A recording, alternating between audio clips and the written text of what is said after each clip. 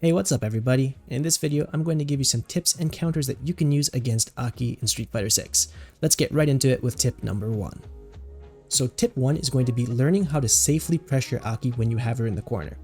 Now AKI has really weak defense, but she does have a couple of tools that can make her tricky to attack and pressure when you have her in the corner. Let's look at each of these tools one by one. The first defensive option that AKI has is her level 1, 2, or 3 supers as a reversal. But these supers are slow, and level 1 and level 3 are the most common wake-up options that AKI is going to go for, and these are both 10-frame startups. First thing you're going to want to learn with your character is how to do a light, meaty setup, and I'll show you a quick example with Ryu. So as you can see, I did standing light punch, crouching light punch, and I held block after the crouching light punch. That'll hit AKI on frame 1 when she gets up off the ground, but if she decides to go for her super, you're going to have enough time to recover from your light attack and block. And here's what it would look like as a meaty if AKI decided to wake up with crouching light punch or throw. That gives you a counter hit, Ryu's going to be +7, and if AKI just decides to guard this, it leaves you at 0 frames and in tick throw distance. This is actually a pretty strong way to pressure AKI.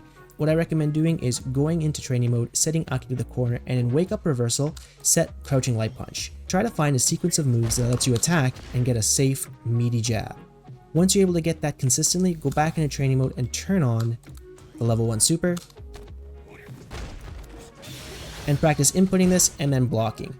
If you see your opponent do the super flash, what I recommend doing is holding down the parry button, because that's guaranteed after the super flash and it'll keep your drive gauge nice and full.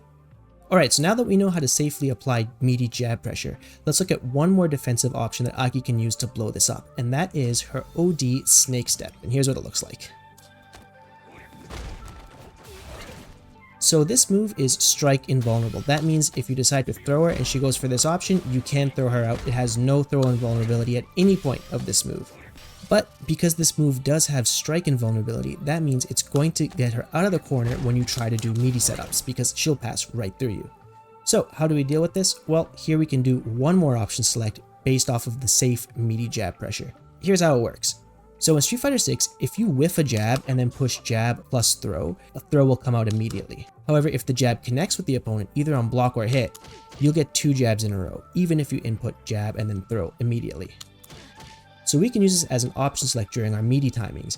Basically, what you're going to want to do, turn on snake step, do your best meaty safe jab timing, and then on the second jab, make sure you're not inputting it as just a jab, but as light punch plus light kick, because this way, if she goes for the OD snake step, you'll option select it and throw her.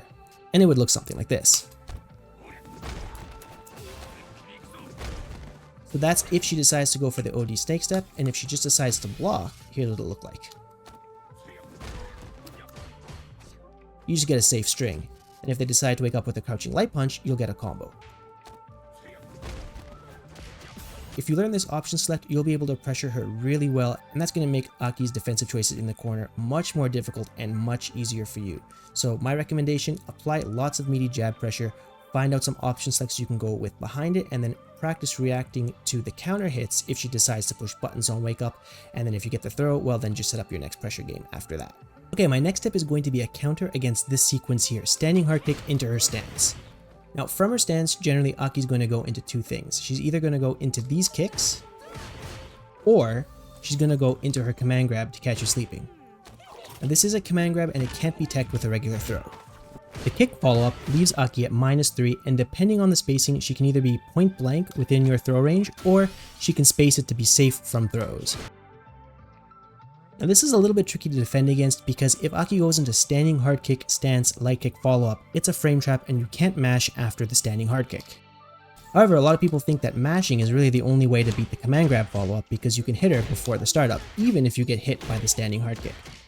That's kind of right, but I'm going to show you an option select that'll let you attack and counter the command grab safely without ever getting frame trapped by the light kick option.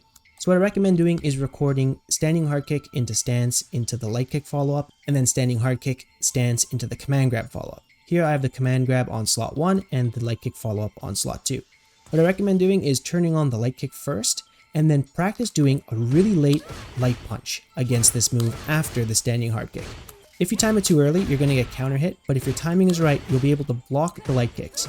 Check your input display and make sure your light punch or crouching light punch is coming out somewhere right after you would get hit by the light kick follow-up. Then I want you to use that same timing and turn on the command grab follow-up. As you can see, we get the light punch and we get a counter hit, which means we can get a nice combo by going into our crouching medium punch since it is a counter hit. Then once you get that timing, turn both options on and practice defending.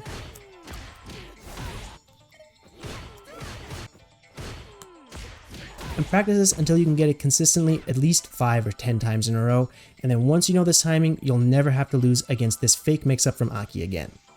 Alright, so the next thing we're going to look at is how to deal with this string here.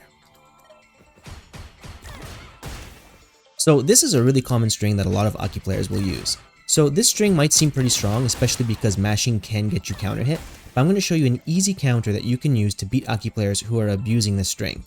Basically, all you have to do is just push DI when you think this move is going to come out and you'll get a punish counter. So I definitely recommend this if you know the Aki player is going to use it. But please be careful, don't overuse this option because Aki can blow this up if she has a level 3 on deck, because she can just cancel this into her level 3 if she sees your DI come out, and that'll punish you. So don't go for this option if Aki has 3 bars of super. Alright, so next up we have Aki's Fireball, both the regular version and the OD version. So both her fireballs are really strong and they kind of fall under the same category as like Guile or Chun-Li, where Aki can throw a fireball and either walk or drive rush behind it, and it's a really powerful way to set up her offense. One of Aki's main game plan goals is to land this on you, make you block a regular fireball, drive rush into forward hard kick, which puts her at +6 frames, and you're gonna have to eat a pretty big mix up here between strike, throw, or shimmy. So without going into specific character fireball tools, kind of like Ryu's Tatsu, I'm going to be focusing on something that every character in the game can use. The basic idea to countering this fireball is to not stay far away. Because let's look at what happens here. Aki can do this sequence, and if I block this fireball, I'm at such frame disadvantage that it becomes a block string, and I can't push a button in between. See, I'm mashing on crouching medium punch, it doesn't come out. But look what happens if I block this fireball from close range. I'm at way less frame disadvantage, and Aki doesn't have the frames necessary to set up her drive rush pressure. So when you're fighting against Aki and she throws a fireball, your main goal is going to be to walk forward and try to parry it. And if your timing is absolutely perfect on the walk up parry to the fireball, you will be able to punish Aki before she sets up her drive rush pressure, but it's really hard to do that consistently, so I wouldn't make that your main goal. Your main goal should always just be to walk up to the fireball and try to reduce your frame disadvantage as much as possible. Now that strategy works really well against the light version of her fireball, but the OD version's a different story, because even close to point blank range, you'll still be at frame disadvantage for blocking this. And then once you get a little further out, you're at -26 up to -29 and even more. So you can't really use the walk up block method against this. In my opinion, countering the OD version is better left to special anti-fireball tools, so just try to not get hit by this move. What you can do to deal with this offensive sequence kind of safely is to do a drive reversal after you block the OD fireball and you see her do a drive rush towards you. Just be careful with this, because this option isn't safe if Aki decides to cancel her drive rush with a light. And you are -6 after this gets blocked, so good Aki players will punish you pretty heavily for this, so just try not to overuse this option. And that brings us to the end of this video. I hope these counters and tips help you win more against Aki players. And if you enjoyed and learned something from this video, please consider hitting the like and subscribe buttons, because it does help support me as a content creator. And thank you so much for watching. Until next time, take care.